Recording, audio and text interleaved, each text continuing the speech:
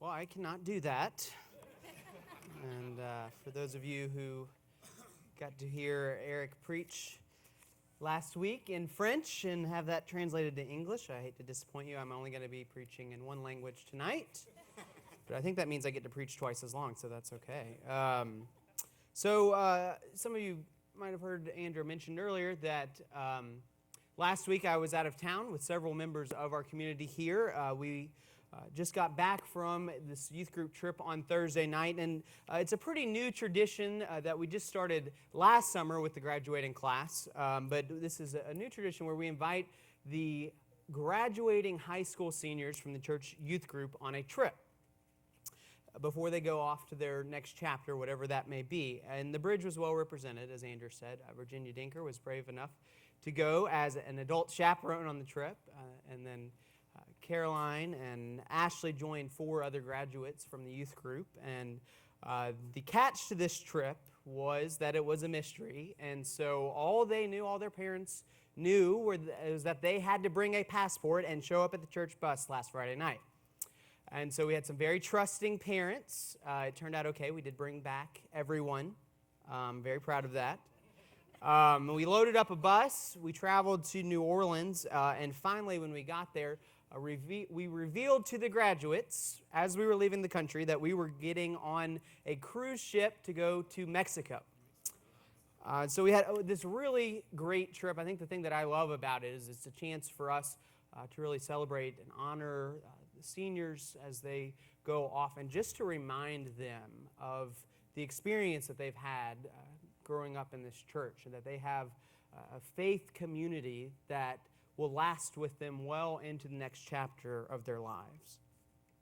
And when you, as a youth minister, are boarding a cruise ship for Mexico, it's in that moment that you realize just how much the perks of this job outweigh the cons. And we got on the ship and eventually landed in a small town called Progreso, Mexico. And we got to the beach of this small coastal town, and I thought to myself I could get used to this. Wish we could stay for longer than a day. And with the exchange rate being what it is nowadays, I kind of jokingly thought, I wonder if we could all pitch in and build a house on the beach and just never leave. And there was, of course, the ominous reminder up and down the beach, though, of all the little sand castles that were sure to be washed away later that night by the high tide, that no matter how big or small, there are just some houses on the beach that are not meant to last. Just one day before we were at the beach, we were in another city in Mexico where the ship took us. And we spent some time there, not on the beach, but visiting an orphanage called Ciudad de Ángeles, the City of Angels. And there, at this orphanage, was one staff member. And the staff member gave us a tour. We didn't stay very long, but we were able to just go around and see the work that they were doing and meet some of the kids and see the programs that they were doing. And the staff member during that tour was talking about how they wished that they could house more orphans. There were about 40 living there, and their goal is to double that number in the next few years. But he said that the reason that they can't just bring in more orphans to this program is they don't have beds to put them there. They want to build more houses, but the problem with building in Cozumel is that the whole ground is not made of dirt, but it's made of coral rock. And coral rock is not something that you can just pick up a shovel and dig into. So it's very, very, very expensive to build there. It takes a lot of money, a lot of time, a lot of resources. And so they are slower than they would like in building new houses for these orphans. They had 40 orphans there out of 1 million orphans living in Mexico. 40 out of 1 million. So of course they want to build more houses, but the staff member reminded us that you can't exactly just borrow something from Home Depot that digs through coral rock. That it takes these really big, heavy machines that lower down into the ground, that dig through, and that you have to dig all the way down into that rock to find a foundation. And the staff member said, we could definitely build these houses a lot cheaper, but if we did that, if we didn't dig down into the rock, the first time a hurricane passes through Cozumel, all the work that we did was going to be destroyed. The houses would just fall over. And as somebody who narrowly survived the catastrophic earthquake in Haiti 5.5 years ago, I've seen firsthand the devastating damage that a lack of a good foundation can bring. In a more spiritual sense, but in much the same way, I think the sad reality that so many churches are facing today is that we are learning this lesson. It's an age of constant change, and that unconditional welcome and love and trust, unless those are the things that are the foundation of a church, the building blocks of a community, as Lincoln once said, a house divided against itself cannot stand. And so we must always stop and ask ourselves, what are we built on? What is the foundation upon which we stand? And this is exactly the question that Jesus was asking and speaking to when he taught an extraordinarily simple, that rare parable that strikes me as actually easy to understand, but extremely difficult to live out. Parable that Andrew just read for us moments ago. Imagine how much those listeners, the first time that they heard the story, imagine how much they had to have been thrown off when Jesus says this. Everyone then who hears these words of mine and acts on them will be like a wise man who built his house upon the rock. The rains fell, the floods came, the winds blew and beat on that house, but it did not fall because it had been founded on rock. And everyone who hears these words of mine and does not act on them will be like a foolish man who's built his house upon the sand. The rain fell, the floods came, the winds blew and beat against the house, and it fell, and great was its fall. Now, we've spent a lot of weeks here at the Bridge looking at parables, wrestling with questions of what do the parables mean? What does this one thing in the story symbolize? What does this other thing relate to in our lives? And sometimes when we look at a parable just right, we leave a little bit more confused than when we started. I think in some ways that was Jesus' goal, to make us think. But I think that this parable is a little bit different than the other ones that we've looked at. Let's go back and look at how Jesus starts off this parable that's known as the parable of the wise and foolish builder.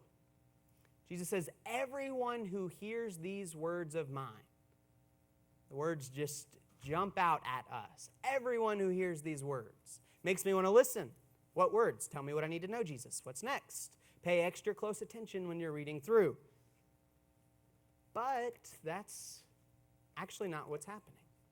If we're not very, very careful, then we can be misled to think that when Jesus says these words of mine, that he's talking about the story that he's about to tell. But that's not the case. That's not what Jesus means. Unlike the other parables, the meaning of this parable that you might have heard before does not exist in the story itself.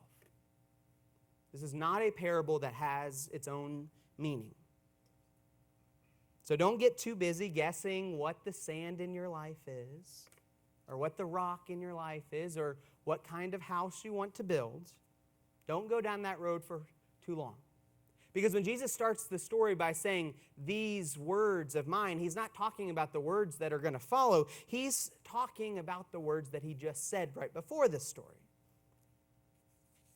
So don't try to analyze rock and sand and houses without knowing what Jesus actually said first. It's like back when I was a kid. Anybody have summer reading? Oh, yes. Okay, summer reading. For several years in my youthful arrogance, which I'm clearly now past, my summer reading for a few years went like this. I would pick up the book, open it up to the last chapter, see who died, and then think that that was everything I needed to know. Like, have you ever done that thing where you just kind of like peel back the book really wide in several different places, and then it looks like you read the book? Don't judge me. You've done it. The thing is, I've never actually met a teacher who falls for that. They know, as they did when I got a 5 on my Great Gatsby quiz, out of 100 in 10th grade with Mr. Ashkew, they know that you didn't read it. So don't fall into that trap if you still have summer reading. You have to actually read it. You can't just skip ahead to the end and think you've got the whole thing. Rare was the summer reading test that solely consisted of the question, who lived happily ever after in the end? You've got to do the work with the story to get there. So we have to stop and ask the question, when we hear Jesus say these words of mine, we have to stop and ask the question, what story have we overlooked? Can't just skip ahead to the ending and do it and think that rock means one thing and sand means another, and we've got it all figured out. So those of you who brought your Bibles tonight, you can just hold them up real quick. Okay, phones don't count. But if you opened your Bible when you get home, or if you were paying attention on the screen, see that this parable is taken from Matthew chapter 7. And Matthew chapter 7 is a very important chapter in the gospel because chapter 7 is the conclusion of this great trilogy of chapters, Matthew 5, 6, and 7 that go together. And these 3 chapters, when you put them together, are the stories that Jesus tells us we have to be listening to, these words of His that He ends with, these words that we're wise to listen to. Are there any Bible scholars out there who know collectively what those 3 chapters are called? Wow, look at you. Sermon on the Mount. There you go. The Sermon on the Mount. It is the list of all of Jesus' most important teachings, put together in one collection, a greatest hits anthology of Jesus Christ. It is the most famous, most regarded sermon in all time. And it ends, when you read all the way through the sermon, it ends with this very familiar story about one guy who builds a house upon rock and another who builds his house upon sand. And Jesus says if we listen to these words that He's been talking about the whole time, we're either like one, or if we don't, we're like the other. So I'm going to spare you 3 years of seminary and let you in on the secret of homiletical theory class, which is that the ending of your sermon is really the only part anyone actually listens to, or at least the only part that they might remember. So when Jesus is giving the sermon and He wraps it up, He gets to His conclusion, to this most important part of this most important sermon, we've got to listen up. And He offers us here at the end of the sermon not a new teaching. He doesn't say, I forgot to tell you this one other thing that's really important. But instead, He caps all of the other teachings in the Sermon on the Mount by saying this: everyone who hears these words of mine and acts on them will be like a wise man who built his house upon rock. I'm kind of in this back-to-school mode, you can probably tell. And so I will spare those of you who are about to go back to school from doing a middle school sentence diagram of this sentence. But if you look closely, you'll see that the parable about the house of rock and the house upon sand is really a command to do 2 things. Number 1, hear. Listen. Hear these words of mine. And the second thing that Jesus tells us we have to do is what? Act on them. 2 things. You want to know what foundation we're built upon? It's all about hearing and acting. Those 2 things. It's not a trick parable where we have to figure out what rock is and what sand is, what kind of house we're supposed to live in. Jesus tells us explicitly that all of the teachings in the Sermon on the Mount are the foundation upon which a healthy spiritual life and a healthy spiritual community, by the way, rest. So don't just skip to the ending and start guessing what rock and sand are. With this impromptu back-to-school vibe thing, I'm going to give you a little homework. Sometime between now and next week, set aside 20 minutes of your busy lives. Set aside 20 minutes to open the Bible, or turn on the Bible in some cases, and flip to Matthew 5, 6, and 7. You can write it down if you need a reminder. Read through the Sermon on the Mount. Don't just skip to the end, but know what Jesus says we have to listen to and what we have to do. Hear them, do them. You have to hear them first. Can't just go out and do a bunch of good things all the time without knowing why and how Jesus teaches us to love our neighbor as ourselves. Too often I am among the many good people who just want to be do-gooders and don't have the time to stop and to listen first to what God is saying. But we've got to hear the words first, is what Jesus says. And that's not enough on its own. The wise and solid foundation of rock is a two-legged stool. And the second part is we've got to act on the words. How many Christians have you met that can list off every book of the Bible and quote 2 Timothy 3:16 on command? Anyone? No? Lots of people know the Bible and then turn around and act like the faith that we practice on Sunday doesn't matter Monday through Saturday. Hearing and knowing the words do no good unless we act on them. Unless we actually change the way that we live based on what we heard Jesus say. Hear and act. This is the foundation of a faith that's built to last. Marilyn will be the first to tell you that I am not always the world's best listener. Get paid to talk. Sometimes I forget that at home, but not always good at listening. But I do think that when we were in Mexico, I heard a very faint whisper of God's still small voice. When we were at the orphanage, Virginia leaned over to me and she said, "Do you think that we could get a group from the bridge to come back and help build the house?" I don't know. But I do know that we are a month shy of our 5th birthday as a community, and I just wonder if part of our growing up is to see not just how far we've come, but how far we're called to go.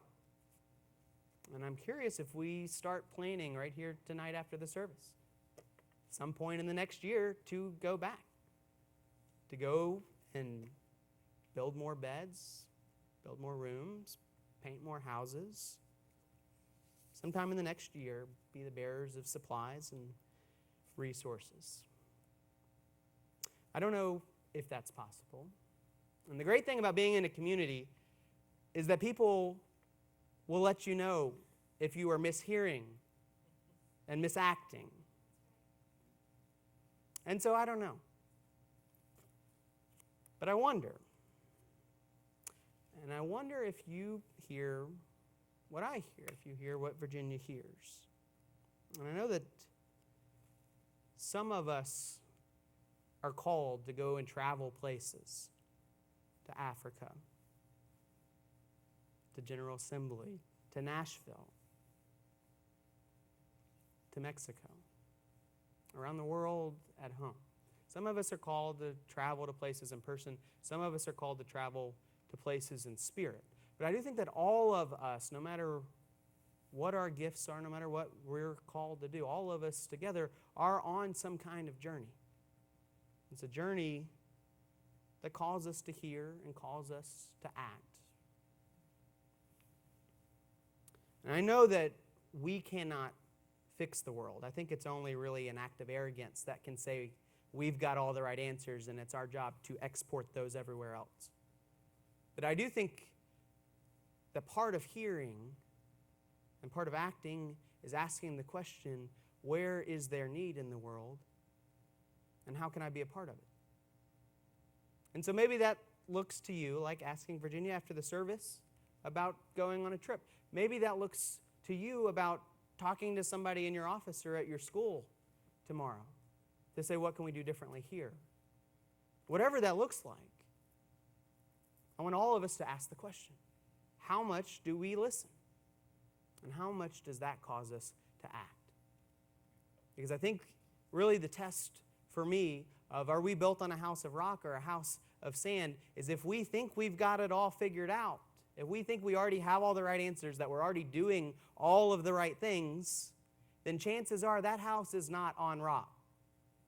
There is always more to do and more to be. The question is, how much do we listen? And how much does that listening change who we are and what we do? So just sit with the question this week. Sit with Matthew 5, 6, and 7 and see what part of it jumps out at you. There's dozens of different themes and teachings in there. Which one speaks to you? Take the time to listen and make the time to act. Will you pray with me? God, whatever voice that we hear tonight, our prayer is that it is faithfully yours. Of course, sometimes we don't know. Sometimes we're wrong. But God, we want it to be true. That in our darkest moments, it is your voice that we hear. That in our best moments, it is your hand that reaches out to us. God, whatever journey we find ourselves on tonight, we give you thanks that that journey has brought us here to and through this place. Wherever it takes us next, let us go in hope, let us go in peace, let us go in joy, that we may hear and we may do.